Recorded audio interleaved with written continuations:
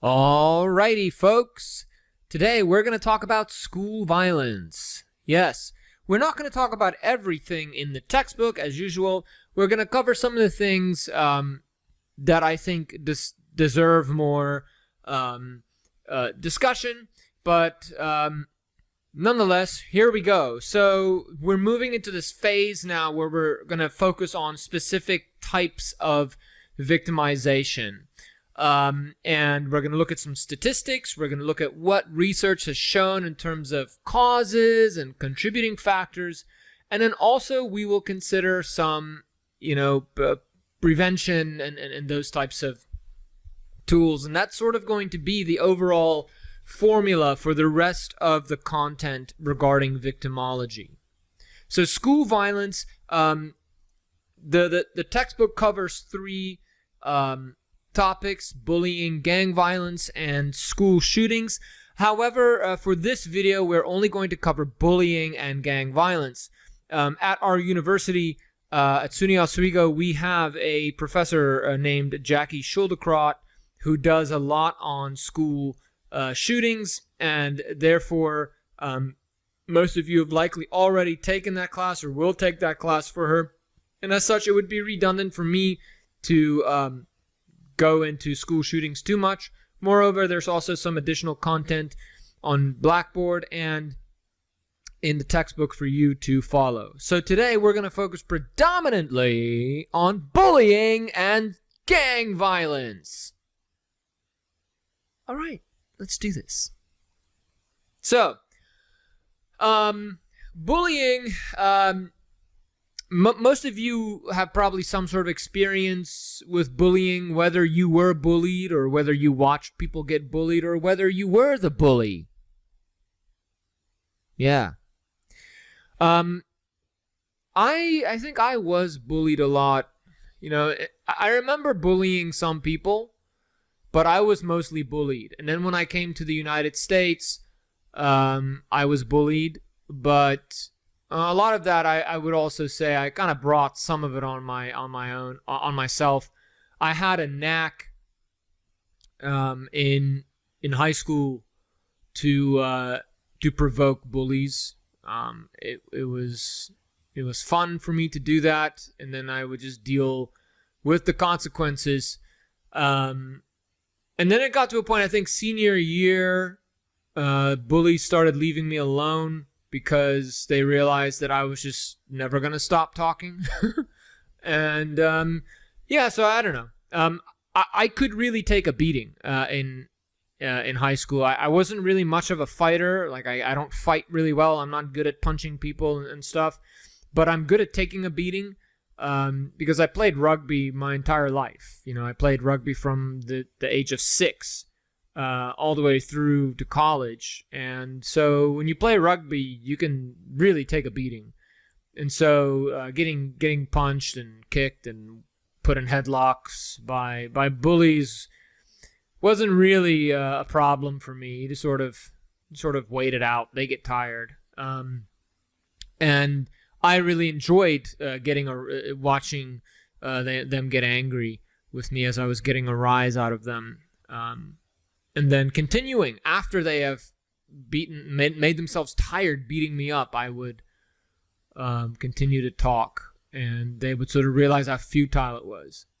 Now, I can't say in retrospect, I probably am lucky that no one ever escalated anything. But anyways, I also went to a high school in the United States that was a really affluent high school, and so you didn't have, the high school had a very strong anti-bully culture. So the extent of bullying and bullies that I encountered in high school in the U.S. are probably not that, they're probably not as severe. But nonetheless, I was mostly a victim of bullying in many ways, but I will not pretend like I did not bring it upon myself.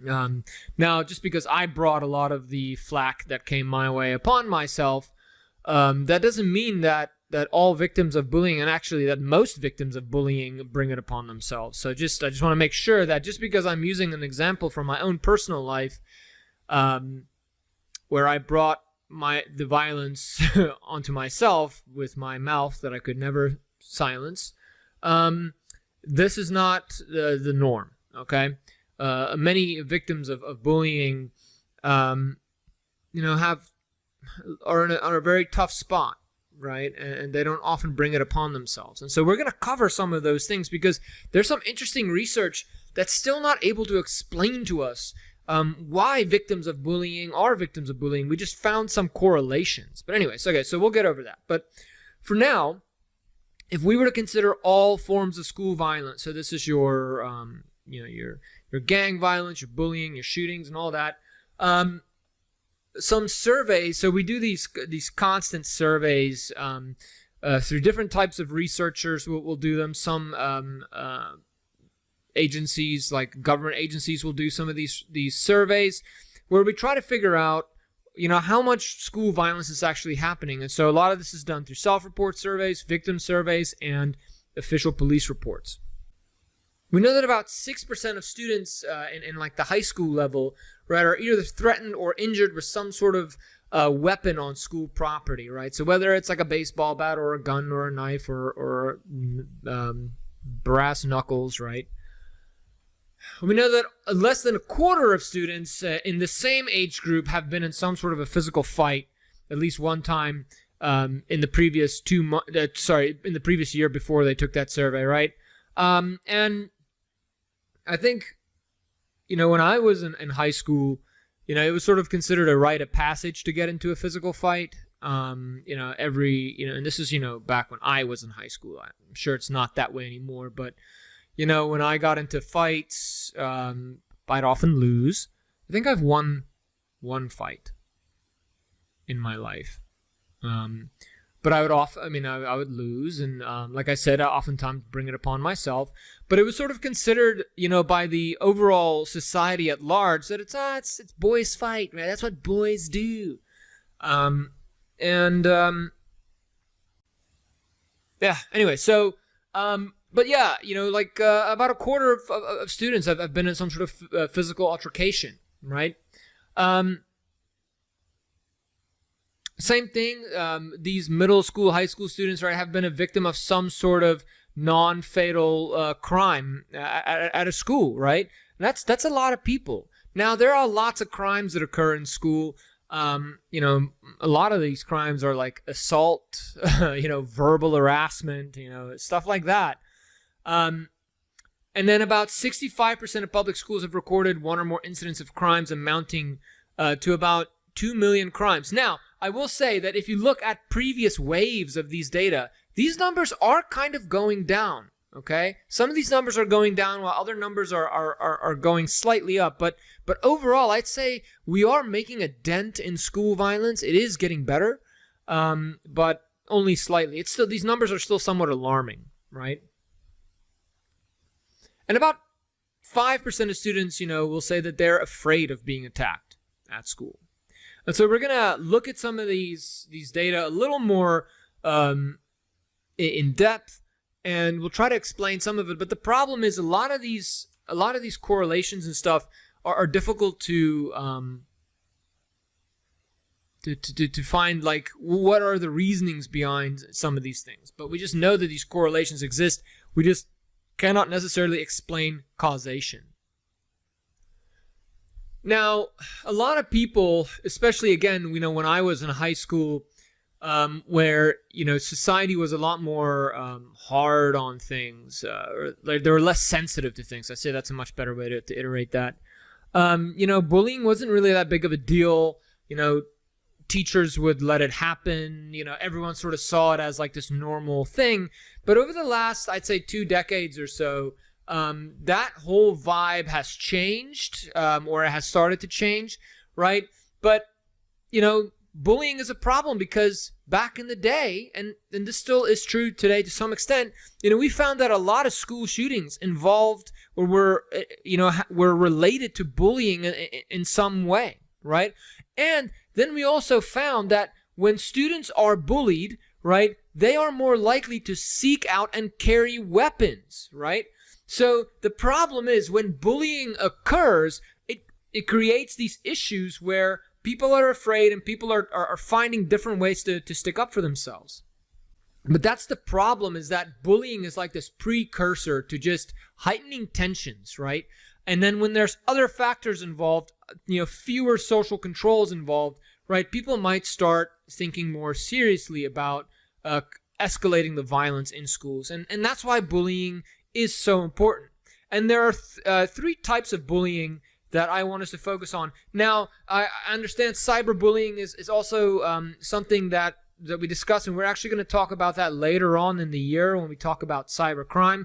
But again, cyberbullying could really entail any of these three definitions. I'd say you'd be more hard-pressed to figure out, physical bullying, but verbal and social bullying very much occurs on cyber platforms, right? But we know that physical bullying occurs sort of here in the middle school years, and it pushes into high school, and it's much more often reported by boys than by girls. But we are also seeing some slight changes in those numbers. We're seeing more girls getting involved in violence, and there are multiple explanations for that. Some of it is change in gender norms, which is the most likely explanation, but those changes are still very slight. Verbal bullying includes any sort of taunting, name-calling, derogatory comments. As I said before, my full name is Martinez, and so when I moved to the United States, people found creative ways to rhyme, words with the last part of my name, which is why I quickly shifted to Martin. A lot more students feel, a lot more people have been bullied verbally than physically, right? And I'm sure some of us have been those bullies. I know I've been a verbal bully before in my time, and some of us have also been the bullied verbally, right? I remember I was often told to, when I was one thing that was kind of interesting when I moved to the U.S., right? And I don't really consider this bullying, but I guess it does sort of count technically. I remember, I had an accent, and people would ask, I'd be like, yeah, I'm from South Africa, and like a lot of times guys, like the first thing they would say when they found out I'm from South Africa, they'd be like, yeah, well, our military can kick your military's ass, and I'd be like, okay, yeah. I mean, I never questioned the ability of the United States military to kick South Africa's military's ass, and I would agree, right? I would not bet on South Africa if South Africa and the U.S. went to war. But why would you say that to me? I'm just the guy from South Africa, right? Or people would tell me to go back to Africa, and then I'd respond with, well, I would, but apparently, the United States can't, dot all its I's and cross all its T's without inviting my dad to come work here, right? So, but nonetheless, verbal bullying is any sort of, verbal harassment, it's unwanted verbal violence, derogatory names, homophobic slurs, racist slurs, threats, anything like that. And then social bullying is, and it can be both physical, verbal, it can be on its own. This is when there's rumors and sort of deliberate social exclusion. Like, you might have found yourself in a situation, and this happened a lot to me in beginning of high school, right? You have some friends, and this is before some people understand how social dynamics necessarily work, right? Some friends who would be totally cool with you when it's just the two of you, and then when you're like with other people that have like a higher popularity status, right? They would be a total jerk to you, and that type of social exclusion.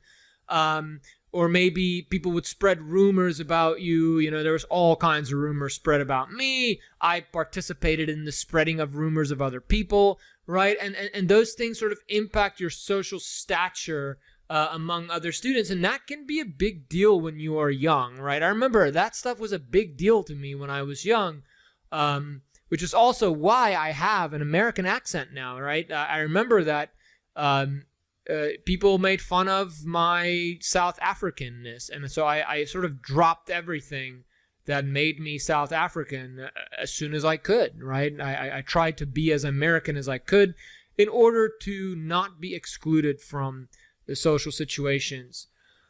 Yeah, and then, but then I could never stop running my mouth. That was my downfall in high school. I could not stop running my mouth. But sometimes they just made it so easy, some of these guys, that would get violent. So anyways, nonetheless, but bullying, the effects of bullying are important to understand, right?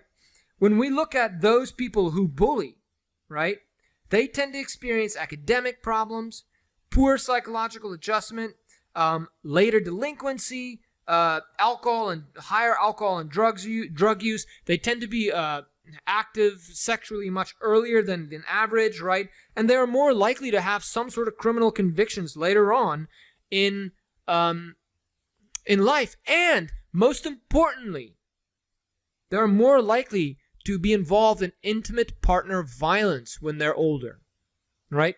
So understanding bullying, catching it at a young age is important because it can have serious consequences later on. And then those who are bullied, right, they can exhibit withdrawal and avoidant behaviors. So if you are a parent, and you're trying to just figure out, is my kid being bullied? Well, we have found some common things, some behaviors or explanations or whatever that your child might exhibit if they are being bullied, right? Are they coming home with damaged stuff and they don't really have great explanations for why? And are they coming home with those things? Is it happening on a regular basis, right? Are they frequently losing things, right? Do they have unexplained injuries or injuries that are poorly explained, right? Do they tend to feel sick often when they have to go to school or be in a social situation, right? Do you see their friend group diminishing and them not really wanting to play with friends, right? Just sort of, retreating to their room to play video games all the time, right? Do you see changing in eating habits, right? Do you sense them to be anxious or angry, having mood swings a lot, or maybe even using bad language, talking bad about themselves, right? Having low self-esteem.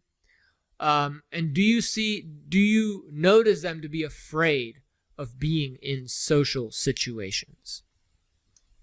Those are all. Now, if there's just one of these signs, I wouldn't be as concerned, but when these signs start showing up together, you might be concerned that your child is the victim of bullying.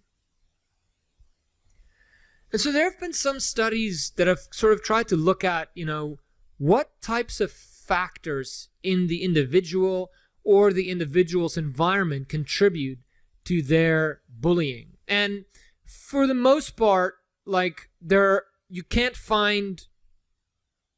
nothing that 100% sticks out, but there are some large minority correlates, right? So where we see 23% of people this or 6% of people that. So there are some correlations, but it's not like a 100% causation thing, right? So some studies have confirmed that students, like kids or students who are victims of bullying, right, are more likely to report being physically hurt by a family member compared to non-bullied ones, which is only 6%, right? And then about 22%, or actually another 23%, is 22.8%, report witnessing violence within their family. So there seems to be a connection between being a victim of intimate partner violence and being a victim of bullying. And there might be some signs that your child is a bully, okay? And you can usually see this when they might lash out at home. They might be more likely to get into fights. You might hear them brag about getting into a fight or into a physical altercation, right? They might have a lot of detentions, might be getting sent to the principal's office a lot. You might start seeing these behavioral issues. You might notice them coming home being like, oh, look, somebody gave me this action figure. Oh, somebody gave me this Pokemon card. Oh, hey, somebody gave me $3, right? And you might start noticing, wait, they have a lot of stuff, and they're kind of angry, right? And they're constantly blaming other people for why they're getting in trouble, right? And you might find out from another parent that, oh, this friend of Jimmy is a bully, right? So when you sort of start seeing that they have friends who are bullies, they're constantly coming home with new things. Apparently, people are just giving them all these things. They're in detention all the time, or they're being called to the principal's office. You might have a child that is a bully. So some research that asked students at a school, why do you think people bully? Most of those respondents said that they think it has to do with social positioning, in that bullies might have low self-esteem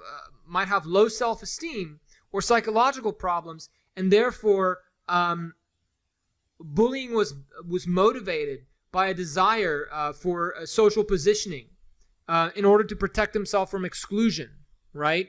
And I, when you consider sort of reflecting on high school, think about the biggest bullies that there were, right? They were often kind of popular, but would they be popular if people weren't afraid of them? You know what I mean? Or do you think they're still going to be popular today now that everyone has moved on from high school, right? And so that's what, now this is just survey research that asked other like 9th and 10th grade or 9th graders, why do they think people bully? Interestingly, these types of bullies tend to focus on victims who they perceive as either deviant, irritating, or weak. The way you eliminate, or at least mediate bullying in schools, is if you focus on a comprehensive model where you are limiting the amount of opportunities that people have to bully. So if there is a lot of teacher supervision, whether this is at playgrounds, whether this is during lunch in the courtyards, or whether this is during PE or whatever, when there are fewer opportunities for people to act out violently towards others, then you will limit it that way.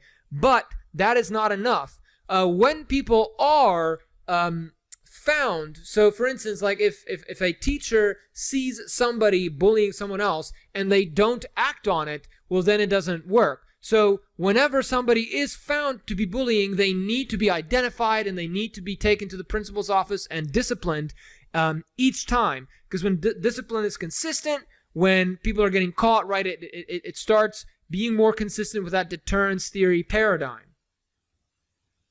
But also, you can create a culture of anti-bullying by working with peer groups and also having a regular parent meetings where teachers understand the parents, parents understand the teachers, and the parents can get new information from the teachers, right? And so all those factors combined tends to reduce bullying by about 20 to 25%. So it's not, you're never going to fix, for a long time, we will not be able to fix the problem entirely, but we can make a nice dent in it, right? We can overall, we can sort of inhibit it or mediate it, right? Where instead of bullying is super intense, right, we might either eliminate some bullying or at least just eliminate the most harshest forms of bullying.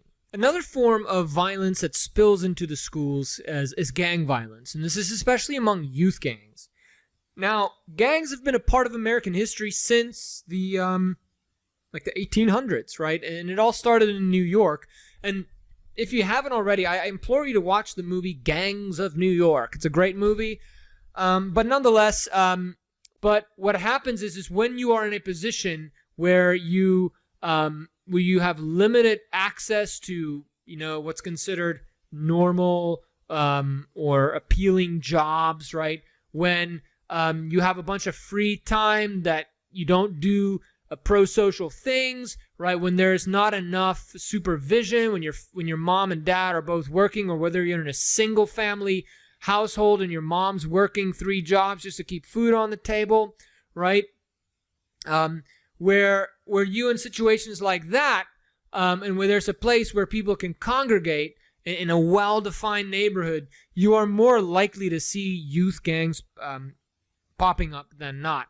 And so when you look at the history of gangs in the United States, right, it started in the 1820s with the first wave of European immigrants coming in. They faced significant social and economic disadvantages. And then you had another wave of them coming in the early 1900s. Same thing, same story. And then more recently, you're seeing an uptick in African American and Latin American gangs. And this is again because these are now the groups that are facing social and economic disadvantage, right?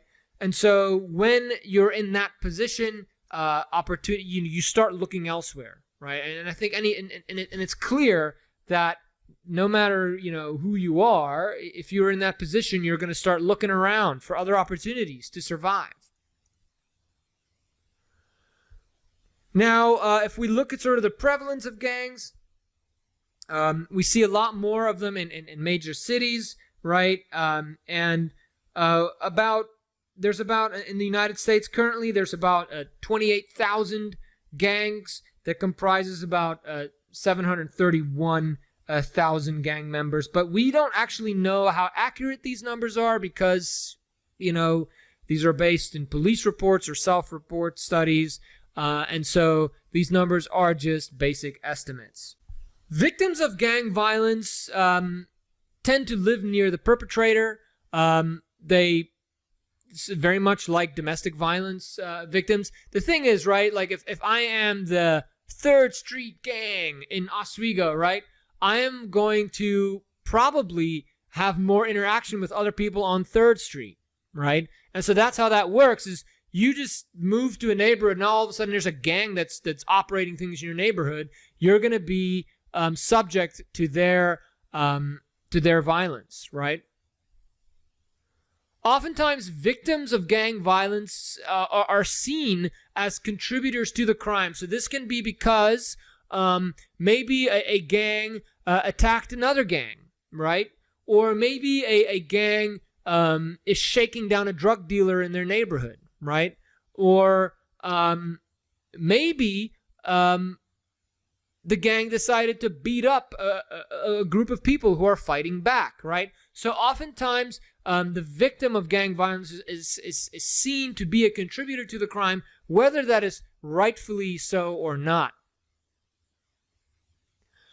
One thing that we also see is that victims of gang violence don't like to get the law involved. They're afraid of going to the police. They're afraid of being seen as snitches. And sometimes they don't even trust the government, okay? They don't like... They don't necessarily like or trust the police. They don't really see them necessarily as viable forms of social control, right? And so therefore, these victims don't often get the justice they deserve, nor do they often get the services they need. And again, you can also see then why this contributors of crime factor is also involved, because if I was a victim of gang violence and I felt like the government was not going to be able to help me, I might at some point take matters into my own hands. Also, there is some legislation, there is some funding for the relocation and all that, and protecting victims of gang violence, but it's sort of more theoretical than practical, right? So even though there's all these laws to protect victims, in practice they don't always work so well. Moreover, many victims of gang violence are immigrants themselves. Some of them might be undocumented immigrants and therefore don't want to necessarily get the police involved, right? Some of them might just not understand the system here, while others might have an English barrier, or like an English language barrier, right?